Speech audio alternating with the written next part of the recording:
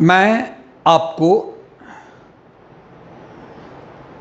Hitler के बारे में बताना चाहता हूं। हिटलर की कहानी विविधताओं और विचित्रताओं से भरा पड़ा है। उसका जन्म एक एक्सीडेंटल जन्म कहना चाहिए। मां उसकी क्लारा थी और हिटलर का गर्भपात कराने का मन बना चुकी थी, लेकिन ऐन वक्त पर डॉक्टर ने इसके लिए मना कर दिया। शायद उसके जीवन का खतरा था और इस प्रकार उसका जन्म ऑस्ट्रिया नामक स्थान पर 20 अप्रैल 1889 को हुआ था। उसकी प्रारंभिक शिक्षा लिंज नामक स्थान पर हुई थी, लेकिन वह आगे पढ़ाई नहीं कर सका, न कभी कॉलेज जा सका। यह इत्तेफाक देखिए कि प्रथम विश्व युद्ध में ब्रिटिश सैनिकों ने एक घायल जर्मन सैनिक की जान बख्श दी थी। वो घायल हो गया था और जर्मन सैनिक था वो। तो ब्रिटिश युद्ध में, जो प्रथम विश्व युद्ध हुआ था, तो उसमें ब्रिटिश सैनिकों ने उसकी जान बख्श दिया था। घायल हो गया, छोड़ो तो मर ही गया। और वो खुशनसीब सैनिक एडोल्फ हिटलर था।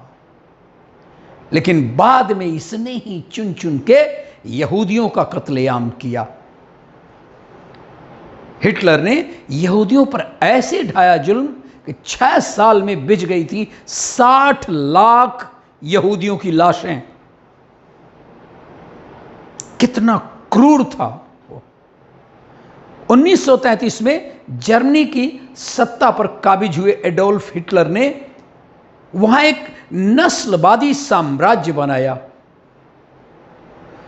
उसके लिए यहूदी इंसानी नस्ल का हिस्सा ही नहीं थे।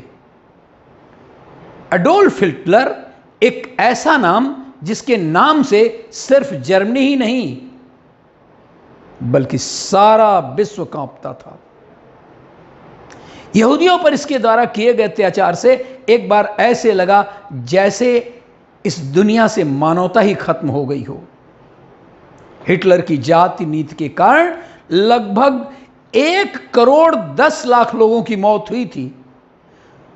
दूसरे विश्व युद्ध के कारण लगभग 6 करोड़ लोगों ने अपनी जान गंवाई थी और इसका प्रमुख कारण यही था नस्लभेद।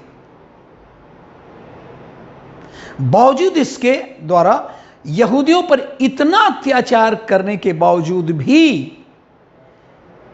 हिटलर का जो पहला प्यार था एक यहूदी लड़की से था, है ना। मगर हिटलर के पास उस समय इतनी भी हिम्मत नहीं थी कि वह उस लड़की से अपने प्यार का इजहार कर सके। इतना कत्लेआम मचाने के बाद भी हिटलर शुद्ध रूप से शाकाहारी था, है ना। आश्चर्य।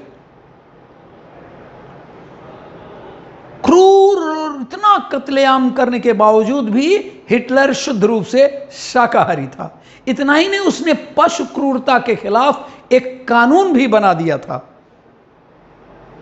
शायद आप नहीं जानते होंगे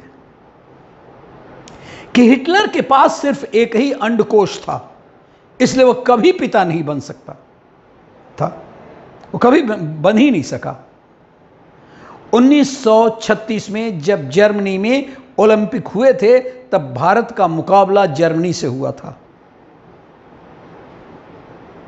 जिसमें हॉकी के जादूगर मेजर ध्यानचंद की वजह से भारत ने जर्मनी उसका देश ना 8-1 से हराया था। इस मैच को हिटलर भी देख रहा था और तब क्या किया हिटलर ने, मेजर ध्यानचंद को अपने पास बुलाया उनके खेल से प्रभावित होकर और ऑफर दिया कि अपनी सेना में उच्च पद देने की और जर्मनी के तरफ से खेलने की पेशकश दी। मगर देशभक्त मेजर ध्यानचंद ने यह पेशकश मुस्कुराते हुए ठुकरा दिया। यह है भारतीय राष्ट्रवाद और भारत के लोग। शायद आप यह नहीं जानते होंगे कि हिटलर के पास, मैंने बताया कि एक ही अंडकोश था, नेताजी सुभाष चंद्र बोस से मुलाकात के वक्त जर्मन तानाशाह एडोल्फ हिटलर बड़ी शर्मिंदगी झेलनी पड़ी थी। यह दूसरा भारतीय देखिए, सुभाष चंद्र बोस जर्मन तानाशाह एडोल्फ हिटलर से मिले थे। उन्होंने अपनी किताब में भारत और भारतीयों के बारे में कई आपत्तिजनक बातें लिखी थी। कौन? हिटलर। जब नेताजी ने हिटलर से इन बातों का जिक्र किया, उल्लेख किया और हिटलर से अपनी नाराजगी जताई थी, मैं यहां पर बता दूं कि हिटलर से मिलना बहुत मुश्किल था, लगभग असंभव था, और उनके सामने नाराजगी जताना तो बिल्कुल ही संभव नहीं था, वो कत्ल कर दिया जाता। लेकिन ये थे सुभाष चंद्र बोस। उन्होंने हिटलर से नाराजगी जताई कि आपने भारत के विरुद्ध अपने पुस्तक में क्यों ऐसे लिख दिया, तो उन्होंने इसके लिए माफी मांग ली थी और उन्होंने बताया था कि ये विवादित जो बातें हैं उनको हटा दिया जाएगा। पहले विश्व युद्ध में जर्मनी की हार हुई। इसके बाद उसने 1918 ईस्वी में नाजी दल की स्थापना की और इसके सदस्यों में देश प्रेम यानी जर्मनी के प्रति कूट कूट कर भाव भरा। साथ ही प्रथम विश्व युद्ध के हार से को यहूदियों को दोषी ठहराया। मन से क्या क्या निकल रहा है मुंह से। यहूदी क्या करते? प्रथम विश्व युद्ध में जो जर्मनी की हार हुई थी उसमें यहूदियों को दोषी ठहराया और उसने सभी के दिल में यहूदियों के लिए नफरत पैदा कर दी और कहा कि यहूदी जर्मनी के लिए अभिशाप है, और इसी नफरत के कारण तमाम उपायों से लगभग 60 लाख यहूदियों की हत्या किया। सन 1923 ईस्वी में हिटलर ने अपने देश की सरकार को उखाड़ फेंकने का प्रयत्न किया। समझिए, देश की सरकार का मतलब यह है कि उस समय जो सरकार थी और इसने अपना नाजी दल बना लिया था, उस सरकार को उखाड़ फेंकने की कोशिश किया इसने, और उसमें वो असफल रहा और उसे 5 साल की सजा हुई, जेल खाने में डाल दिया गया। लेकिन पुनः सन 1933 में वो चांसलर बना जर्मनी का, मतलब जो फर्स्ट मैन, और चांसलर बनते ही हिटलर ने जर्मन संसद को भंग कर दिया, साम्यवादी दल को गैरकानूनी घोषित कर दिया। हिटलर ने 1933 में राष्ट्रसंघ को भी छोड़ दिया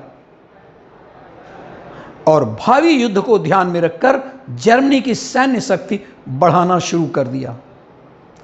सन 1933 में ही जर्मनी में पूर्ण शक्ति हासिल करने के लिए हिटलर ने कहा, वहां पर मौजूद आर्थिक असंतोष, जनता में असंतोष और राजनीतिक दुर्दशा का उसने सहारा लिया। उसने कारण बताया और कहा कि देश खतरे में है, जर्मनी खतरे में है।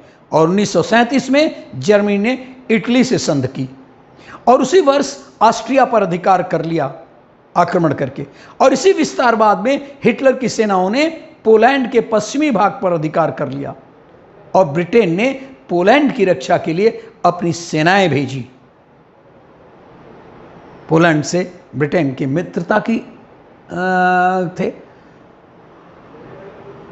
और इसके कारण जब ब्रिटेन ने पोलैंड की रक्षा के लिए अपनी सेनाएं भेजी तो उसके कारण 1939 में द्वितीय विश्व युद्ध प्रारंभ हुआ। याद रखिए कि वह केवल कारण था हिटलर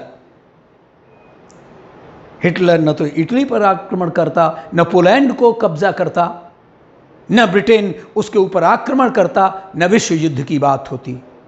तो हिटलर की लीडरशिप में 1941 तक नाजी सेनाओं ने यूरोप पर बहुत सारा कब्जा कर लिया था।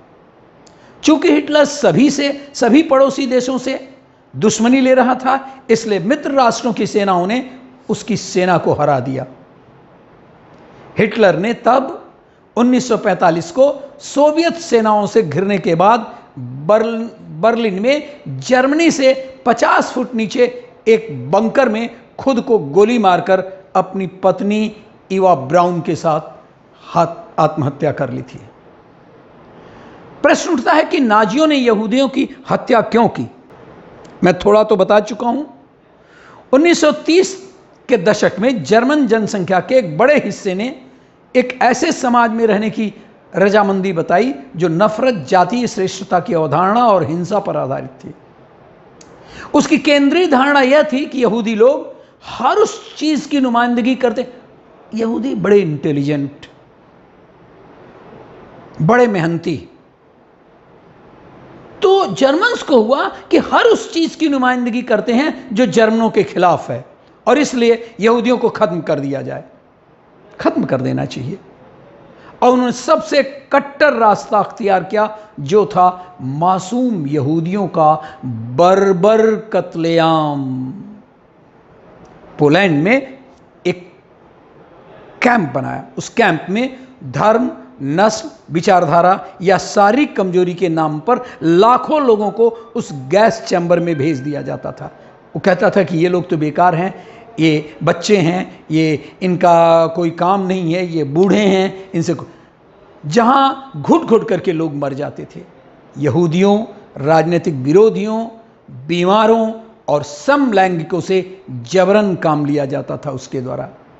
कैंप एक ऐसी जगह थी और इस तरह बनाया गया था कि वहां से भाग पाना नामुमकिन था।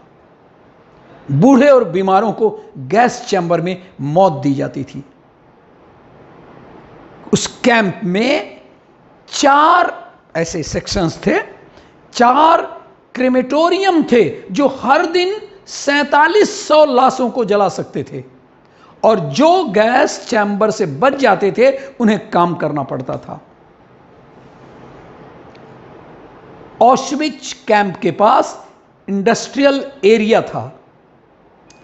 बिजनेसमैन बंदियों को उधार पर काम करवाने के लिए लेते थे। आपको बता दूं, एक होलोकास्ट नाम आएगा। तो क्या था होलोकास्ट? होलोकास्ट इतिहास का वो नरसंहार था जिसमें 6 साल में करीब 60 लाख यहूदियों की हत्या कर दी गई। इनमें 15 लाख सिर्फ बच्चे थे। कई यहूदी अपनी जान बचाकर देश छोड़कर भाग गए। कुछ कैंप्स में क्रूरता के चलते चलते तिल तिल करके मर गए थे। ऑश्विच, जो मैंने पहले बताया था एक शब्द, यातना कैंप, उसका नाम था ऑश्विच। यहूदियों का खात्मा करने की नाजियों की खूनी स्ट्रेटजी का सिंबल बन गया।